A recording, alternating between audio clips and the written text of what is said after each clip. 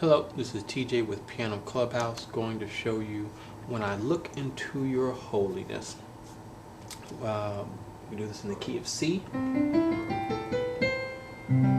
Of course, C has no sharps or flats, all white keys in the scale, in the C major scale. I'm going to show you, of course, being in C, it's a very simple song. It just has two parts, very basic chords. Really easy song to learn. Once I show you the basics, I'm going to show you a little extra embellishments that you can use to really make this song stand out and make it really pretty as you play it, so you don't sound like a beginner playing beginner chords. I'm going to really show you some really easy things to do to make your playing really dynamic for this song. So first of all, it starts out with our one chord, C major one chord, C, E, G. 9 times out of 10 when I'm playing my one chord, when I'm playing the first, third, and the fifth note, I like to add the second note as well. Okay, and that's over C in the left hand.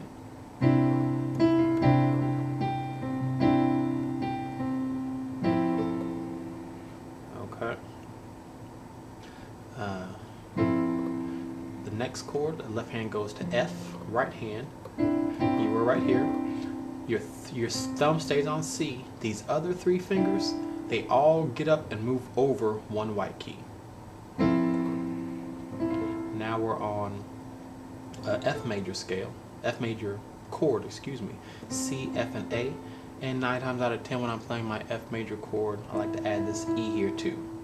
So this is my 4 chord, and that's my 1 chord. Okay, so from here on out, when I say 1 chord, I'm talking about this C major chord with the D. When I say 4 chord, I'm talking about this F major chord with the added E, okay? So that'll just kind of save me from repeating these notes. C is C, D, E, G, F major chord, or the 4 chord is C, E, F, A, okay? Here we go from the beginning again.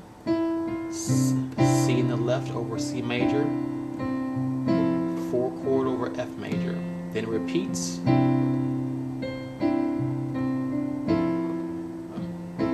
Next, left hand goes to E, right hand goes to a G major chord. It's inverted one time. B, D, and G.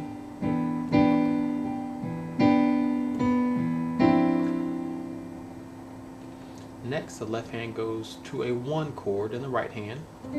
Left hand goes back to F.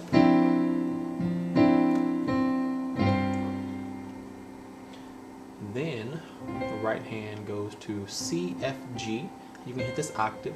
Left hand goes over G. In fact, if with your thumb, you can even hit this C and the D if you can.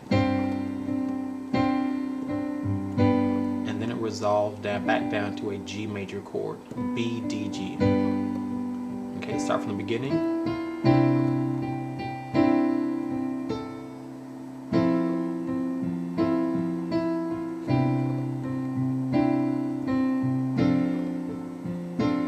Major now over E, 1 chord over F next, now G in the left hand, over C, D, F, G, and C, and then resolves to a G major, okay? And that whole phrase repeats 2 times. Now, let me show you a couple of easy things to do to really make this pretty. Let's go back to the beginning. First thing, left hand, use your fifths. Fifths is what my pointer is always hitting. My pinky is hitting the primary bass note, but my pointer finger is almost always hitting the 5th note. So from here on out, look at these 2 fingers and watch how they're working. This hand is hitting the bass note I'm telling you to push. This finger is hitting an alternate note that helps to fill in the chords, and my thumb is almost always hitting an octave from what my pinky's hitting. So these 2 are the same. This one's hitting the 5th. This is a note you want to add once you get comfortable with your bass note.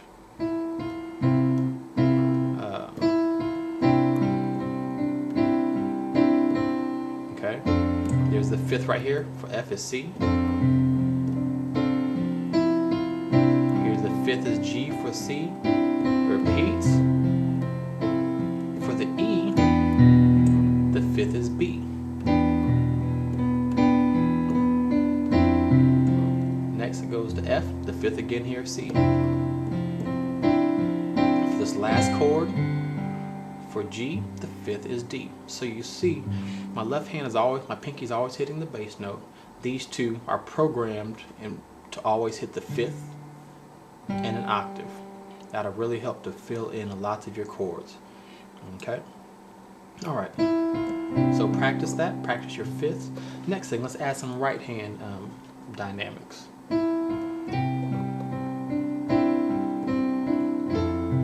When you get here, right there's a little bit of dead space, so we can do something really pretty. Again, once you repeat this song several times in a performance or in church, do it flat the first time. The second time is when you can kind of start adding more embellishments. What I'm going to do here,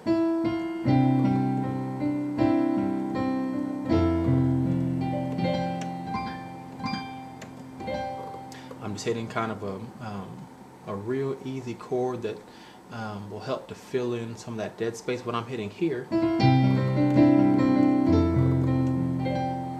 I'm just hitting G's, octave G's, and just hitting the two notes right in the middle. Okay?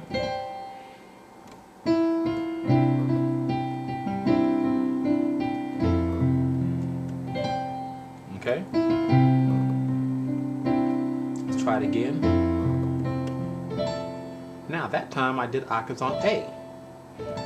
There's an octave on G. Let's try it on E.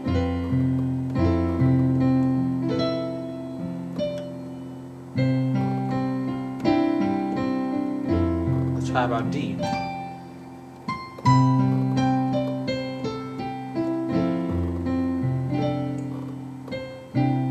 So you can really do that on almost any note you want to. Let's try it on C. Do an octave up.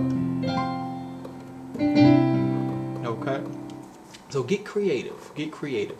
Because we're in the key of C, 8 times out of 10, anything you hit that's a white note is going to be a good chord to hit in those little fill areas. So what I'm doing, just as long as you're hitting an octave with your pinky and your thumb, and then just pick 2 notes in the middle, 2 notes that are together in the middle. So for example, when I'm doing G's, I'm hitting C and D. If I'm doing D, I'm doing G and A, and your hand can kind of stay in that position just however you're moving, and just do it in an octave up to make it sound prettier. Let's do G.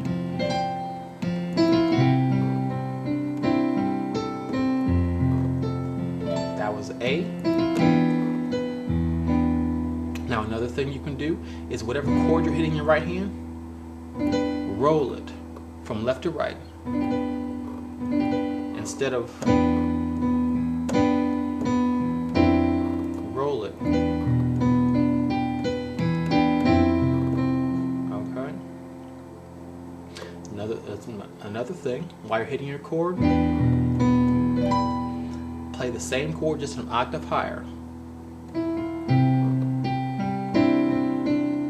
Same chord, play it up there.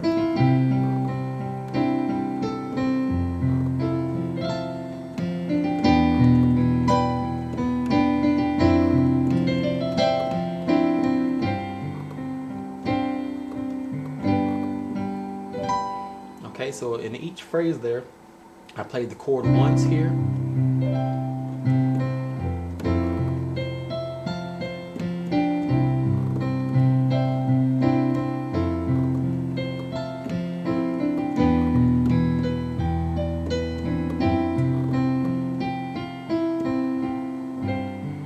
Okay, playing your chords here, playing an octave higher, just adding that in between the little breaks.